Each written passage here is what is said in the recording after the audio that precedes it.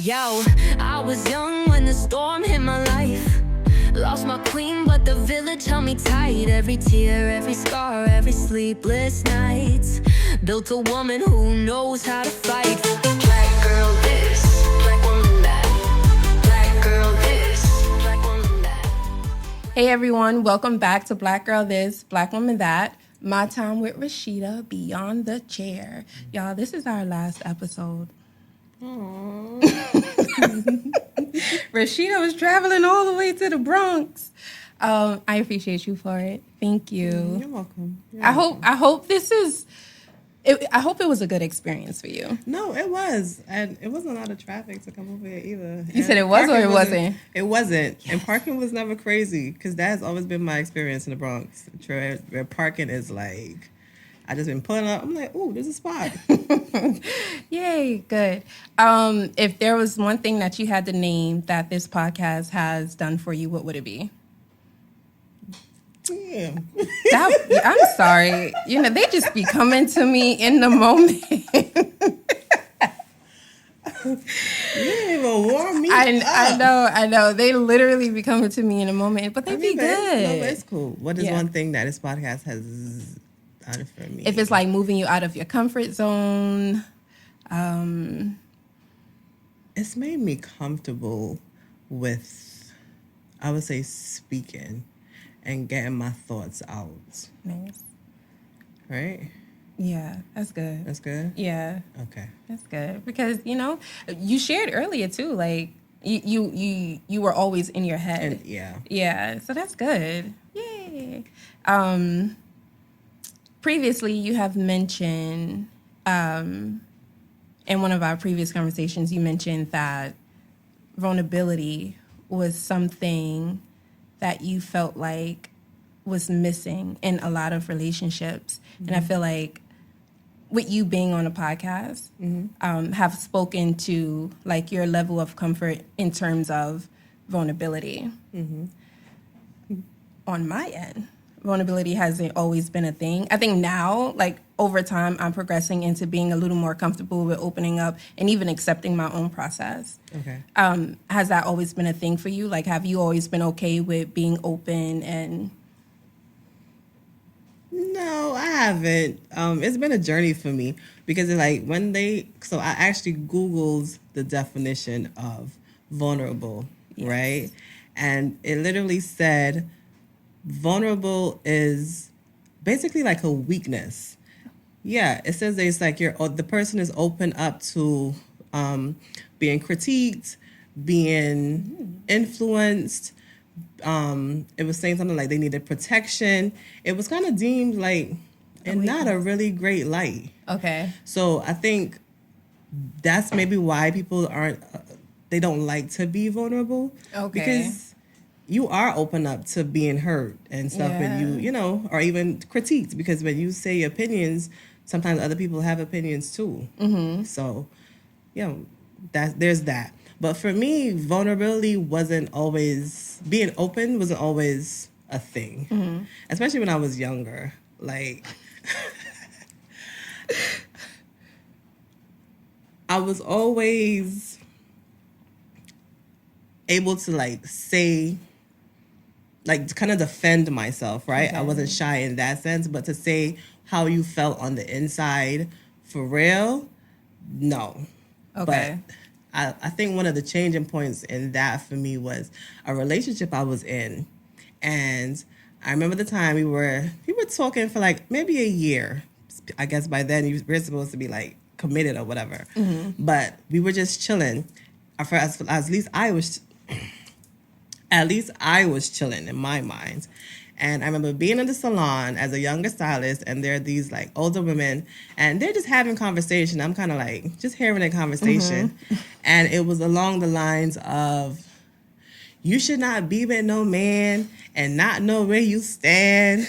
And, you know, you have to give him like 3 months for him to tell you what this is. And, you know, and I remember sitting there like, damn, I'm like talking to this guy for like a year now. Like, I don't even know what we are. Like, what are we? And I remember it played on my mind. And we had went out and we went out to eat and we were sitting across the table from each other. And in my head, I'm like, I'm gonna ask him, what are we? Right? Where do we stand? Where do we stand? Because we've been talking for a year now, so you can't just be having me out here, you know. And I remember in my mind, I'm like, just ask him. But the conversation in my mind was literally going like this. Just ask him. I'm gonna ask him. Silence. Like, nothing. So I'm like, no, like, ask him. Count to 3. Okay. 3, 2, 1. Nothing. And nothing? Nothing. Girl. And that was different for me because, like I said, I was okay with, like, you know, saying stuff. Mm-hmm. But in that moment, it was a vulnerable moment because it's like, if I ask you what we are and what we doing, and you're like, we just friends, yeah, I'm gonna feel away. Mm-hmm. But, you know, I finally got the courage to be like, you know, what are we? Mm-hmm. And I remember he was eating. He was mid-chew. What was his response? And he didn't even, like, look up. He didn't blink. He was mid-chew like, Sheeta, what you mean? You my girlfriend. And I was like, I'm your girlfriend? No, we didn't have the conversation. But it was like, in that moment, it was like, it was okay to be, you know, open and vulnerable in that sense because he made it like kind of like a safe space. Yeah. You know? Mm-hmm. So I think from then, and just in that relationship, because there were other moments, he made me realize it was okay to be open and to be honest and share your feelings, because a lot of the times what I was thinking in my mind was his answer wasn't his answer. Yeah. You know? Yeah. I think that's what holds us back though. Mm-hmm. Like thinking for the other person. Yeah. Instead of just like allowing ourselves to be in that space of just like ask or say what you need to say. Mm-hmm. I can say the same for me. I think when I was younger though, I was a little more vulnerable than I am now. But because I was so vulnerable and people would deem it as like sensitive or you so mushy, I've always been able to share like, this is where I'm at in my feelings and what I'm feeling, or things that I need to ask, knowing that the question or the conversation might turn into something that's just like uncomfortable for the other person. And I think now that I'm older, I'm a little more conscious. And so when I'm having these conversations with people, I have those conversations in my head, like, how are they going to perceive it? This is what I'm asking. This is really what I mean. But now it's just like, just say it. Yeah, just say it. Just say it. And as long as you know your intentions are good behind it. Yeah. Yeah. But I think we more lean to the negative part of what could be. And it's like, you could also have some positive out of it, but we just always kind of lean towards the negative, not, you know. Mm-hmm. And that kind of speaks to the Instagram post that I was telling you about in regards to the guy saying how you feel like the first step to healing is humility, like taking that sip of humble and just like being human, like, you know, humble yourself.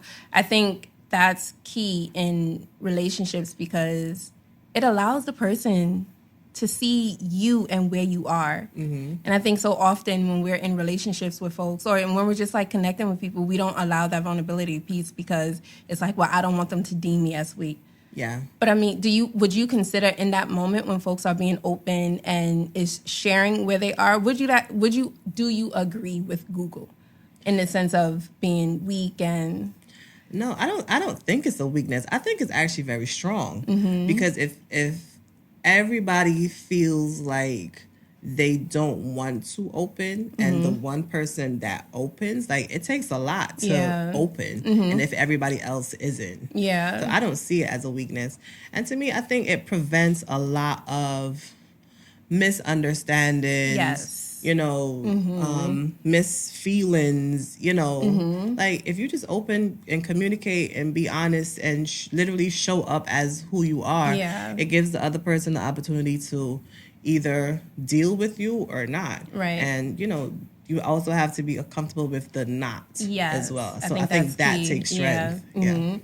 That's key. I think that's the key part. Being okay with how they respond. Don't guess what their response is going to be. Don't try to assume or try to perceive on their end. You just have to be okay with whatever it is that they Let respond go with. of the control. Yeah. Being okay with how the person responds, if it's in our favor or if it's not, being okay with the uncomfortability, being okay with all that. Just know you did your due diligence and you said what you needed to say, and it was from a good space. Why do you think your clients are vulnerable with you? Or would you consider them to be? I think some of them are. And I think they are because, one, I kind of create that space. Okay. And two, I'm vulnerable with them because it's not just... She said, listen, we're going to have this conversation. No, because it's not just a case of like the clients are just coming to sit in my chair and like tell me their life stuff. Like I share my life stuff with my clients Yeah. too. It's a conversation. So I think I make it okay to have those conversations because Yeah. I share as well. Yeah. Yeah. So in your sharing, over the years that you've been a hairstylist, from your younger years to now where you are, what do you consider to be, I guess, like a big lesson or lessons that you've learned? I think one of the bigger lessons is it's okay to share. It's okay to speak about, one, how you feel, two, what you're going through. Yeah. You know, because sometimes we think nobody else cares. One, we think we have to deal with it on our own. Two, and we also think that like it doesn't, I guess that's one, it doesn't matter to anybody else. But I think you have to come to the realization it's okay to speak. Yeah. You know, back to like closed mouths don't get fed. And I learned that in more than one instance because it's like, let's say something simple. I want a red pen. But I want this red pen and I'm trying to do it on my own. I'm not sharing it with nobody else. And the moment I go, you know what, guys, I would really like a red pen. I'm getting 6 red pens. You know, sometimes you have to open up and speak. And that just goes back to that vulnerability piece. Yeah. Yeah, it's okay. Yeah. It's okay to be vulnerable. Sitting in your chair, you probably won't remember. But one thing that I've learned from you is to acknowledge that sometimes it takes time. So I don't know if you remember our very first conversation over the phone. We have a mutual person that we connect with. And I made my appointment, but then I canceled my appointment. And then I made my appointment again, and then I canceled. Okay. And the last time I canceled, I called you. And I was like, I won't be able to make it, yada, yada, yada. And then, I don't know if you know, but, if I ever shared with you, but you were like, what's going on? What happened? Like, what do you need? Do you remember that? I don't. That's crazy. I mean, we've had a lot of instances. And you was like, what do you need? And so in that moment, I shared, I was like, this is what I want, whatever. My birthday is coming up. And we ended up scheduling. Okay. But that sat on my heart because literally all people need is time. Okay. And so from that moment, even when people are like, no, I don't need it. I don't need support. I don't need help. I give them time. Yeah. Not everybody, but for the most part, I give them time. And then if I'm led to revisit, then I'll revisit. Yeah. Because not everybody is outright in the first instance. Sometimes people do need time to process and think and Yeah. And then it speaks to, you had no idea in what I was going through. Yeah. Like, I think it was like my third appointment with you that I shared. And you was like, oh, okay. And I was like, yeah. You asked me, you was like, tell me about yourself. And I just laid it on you. And I just laid it on you. And then from there, like it created a space for me to be okay with like talking. And I tell you no lie, moving forward after that, Rasheda, if you ask me how I'm doing, I'm gonna let you know how I'm doing. You know what's funny? Sometimes I'm like, how you doing as just a regular like opener? And sometimes what they say to me, I'm not ready for. I'm like, what you mean you not okay? Okay. Because that's what we do. It's kind of a pleasantry. Like, you know, how you doing? Like, oh, I'm good. So for somebody to be like, I'm not good today, I'm like, okay. Yeah, it's like, if you asking me how I'm doing, I'm gonna give it to you. If I'm not okay, I'm gonna be like, listen, this is what's happening. And if I'm okay, I'm like, I'm good. Yeah, you know, I'm chilling. I think that's an okay thing to do. Like, we're human beings, and sometimes we just need that space. Yeah, yeah. What would you say is a lesson that you feel you constantly share with your clients, or something that you're constantly instilling in them? To kind of remember who you are. Because I feel like I have a lot of clients who, like, as women, period, we have different roles. Yeah. Right? And I feel like a lot of times we forget the one role that you are you, right? Forget you're a mom, forget you're a wife, forget you're I wish. No. you know, forget you have all of these other all of these other titles. You have to remember about yourself. Yes. And I think that's something I share with like all of my clients in just different spaces, because I have younger clients who have no kids, and I'm like, girl, you the prize. I'm like, you and your glow up era, okay? You and your prime, you know? And I also have the moms, and I'm like, girl, send your kids by their grandmother. Go have a drink across the street. Yeah, you know, get some you time. So, you know, so Yeah. that's one thing I think I share a lot with my clients. Like, remember you, Right. you know? Yeah. And be authentic. Show up as your authentic self. You got to do you. That's you. Yeah, because, I mean, if you're not good, nothing else can be good. Right. And a lot of times as women, we forget the us. So now we're carrying for everybody else. And it's like, okay, the kids grow up, they go off to school. Let's say, you know, God forbid you get a divorce or your husband dies or just whatever. And now you're left with you. And it's like, okay, but who am I? Yeah. Because I was something for everybody else for all this time. Is like, who am I? Yeah. You know? Yeah. And that's real. Yeah. It's like we learn, as women, we learn different versions of ourselves attached to other people. And then I feel like sometimes we lose who we are as an individual in the process. Getting back to that. So now we're talking about Rasheda beyond the chair, not necessarily talking to your clients, giving the platform. If there was one thing you can share or teach everyone, what would it be? Like, what is one life lesson you will instill in whoever you come across? I will say to seek God. Like, chase him down. Find them. No, like, for real. Because that in itself, for me, was a big, like, turning point in my life. You know, when you are trying to do everything on your own, a lot of times it's not going to work. But and you're doing it kind of like with blinders on. Yeah. So if you're chasing God and you got those blinders on and you're not seeing anything else, it's kind of like, I see it like you're playing a video game, right? And Scenarios. That's what I do.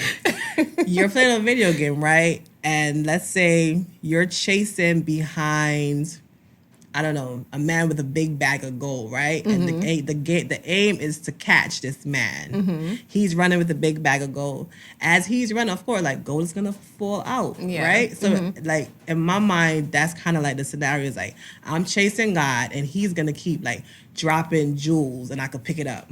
He's gonna, you know, He's feeling me as I'm chasing him. So I say, see God, like he will work everything out in your favor if you drop everything else and really just chase him down. Yeah, that is a race worth running. Yes. I love that. I don't have one. You don't have one? No. You be having to think and think and think. I don't have one. I'm at this space right now in life where for me, I am learning more and more about like true love. And I'm not talking about like romantic love. I'm just talking about like the way God intended love to be. And my message would be the same. It's just like love the way God wants us to love. Because in that it's like it's perfect and it's safe and it's pure and you're taken care of when you love the way that God intended on us to love. Agree. Yeah. So you know I'm gonna ask you, right?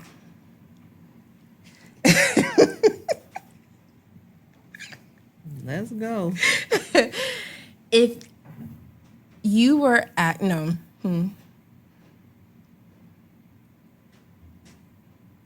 we've had our time. We had all these conversations. Can I say, like, I've asked you this previously? I was gonna say it. I was gonna say it because I've had a hard time with it. Wait, but what specifically was hard? Was it like, I remember you saying, go ahead. I think it was the dig deeper part of it. Okay. Right? Because, are we going to say what we're talking about first in the first place? Oh, that's good. That's good. Yes. So I've asked Rasheda to introduce herself. Like, how would you introduce yourself as just like a person? Like who you are, what you want people to know about you, like whatever comes to mind. And at first, what was coming to mind, I felt was like very cliche. Okay. Because it was like, hi, I'm Rasheda. I'm a hairstylist.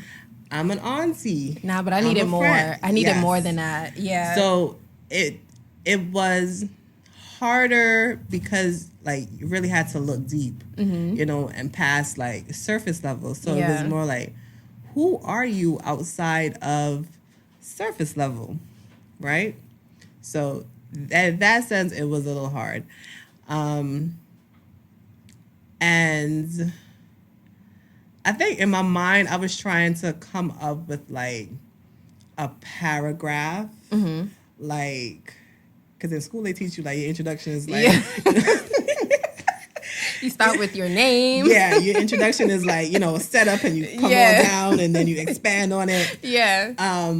So I was having a hard time with that. But I did come up with, I think, like more keywords of who I am. Okay. And I think it was also hard too because I feel like I'm ever evolving. I love that. So, yeah. But, you know, I have a little list. Well, pertaining to the Rasheda now, how would you introduce yourself? And before we even get into it, just don't expect me to do it because I'm not. This is very.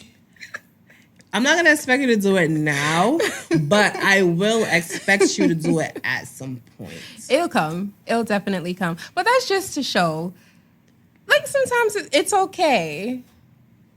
Nah, I forced her to. I was digging deep. And sometimes we have to. Yeah, no, it was good. It was good. It made me think differently. Yeah. You know, just even this whole podcast thing that you did here, like it really made me think differently, dig a little deeper, not so surface. You know. Yeah. I enjoyed it. Yay. So this is cool. Well, with that being said, Rasheda, how would you introduce yourself? Like I said, this is more key points. Okay. I mean, you can start with your name. Yes. I am Rasheda. Rasheda is rightly guided, has a strong sense of right and wrong, a seed planted that has blossomed, child of God, honest, wants to provide service to others, loves hard, ever growing, to be continued. No, that to be continued is real because there's more, like you said. Yeah. To be continued. When you were creating your list, was it something like you had to remind yourself, like this is what happened to me and this is why I considered myself to be ... Or was it like, No. what was your process when you created the list? So, it relates to something else, right? Because there was a time where I was on a dating site and you laughing. I'm sorry. I know, it'd be random with me. But like I'm somebody that one thing will click to something else. Okay, I'm right? following. So I was on a dating site and I remember I was talking to this guy and pause. Before I was talking to this guy, I realized I was meeting a lot of like, I guess, white collar guys, right? Okay. With certain kind of professions or whatever. Well spoken, I guess well traveled and stuff. And so I'm talking to this one guy and he asked me a simple question. He was like, what are your hobbies? And I literally remember drawing a blank because I was only seeing myself as a hairstylist. As a hairstylist, and I like to party. So it's like I'm conversing with this, like well-traveled, educated man, and how I'm gonna say, well, I like to do hair and I like to party, right? So it kind of made me think differently. Like, Rasheda, what are your hobbies? What are you into? Okay. So that was kind of what this was. Okay. Where it made me go, okay, you're not just a hairstylist. You're not just an auntie. You're not just a daughter. Like, what are you outside of, that just surface level? Yeah. So, Yeah. And that question came from, when I first asked, it honestly came from wanting or just creating a space for you to name who you are outside of like your profession, but also like this is what you're gonna get, although you can't see it. So like everybody knows like you're a sister, you're a daughter. Like they know that. Yeah. So like an introduction shows what's not easily seen. Does that make sense? Yeah. Yeah. I think another thing in it was that I felt like it was, what is the word? What is the opposite of humble? Arrogant? Yeah. Really? Maybe not so strong of arrogance, but it's like standing up, like you're labeling yourself of this is what I am. Yeah. And I was like, that was a little like, Yeah. because I've never done that before. Like, I'm pretty laid back. I'm just like, yeah, I'm chilling. I'm chill. I'm this modern day hippie, Yeah. But to be like, Not a well, modern here I day am hippie. standing on this. This is who I am. Yeah. Yeah. And I feel like we should be comfortable with that. Like, especially when we're standing in, especially who God called us to be, right? Like chosen. A lot of times for people who may not be familiar with the scripture, a chosen generation. So like if we're walking around like, no, I'm chosen, so I'm going to act accordingly. It's not to call arrogance, but it's to call I'm certain. So who you are, yeah. Yeah. So it's like, I'm standing 10 toes down. This is who I am. But that draws into vulnerability as well. Because if you're going to sit here and say, I'm this, you're opening yourself to be critiqued, to be, Yeah, that is true. Yeah. Because now you have, like, you're professing who you are, and now you have people who's just like, Yeah, you got to say and stand on it. So now you're standing 10 toes down on... Jesus. That's it. Yay, okay. This is the end. This was good. This was good, though. This was cool. Yeah. I really enjoyed it. And it's funny because when I'm at the shop, and we'll like start a conversation, but like we can't finish it because you have other clients. And I'm like, oh my God. Like how many clients you have today? But yeah, I appreciated this and thank you for taking your time out to speak with me. You're welcome. I'll be back. Indeed. And then we always do the black girl this, black woman that, black girl this, black woman that. Thank you.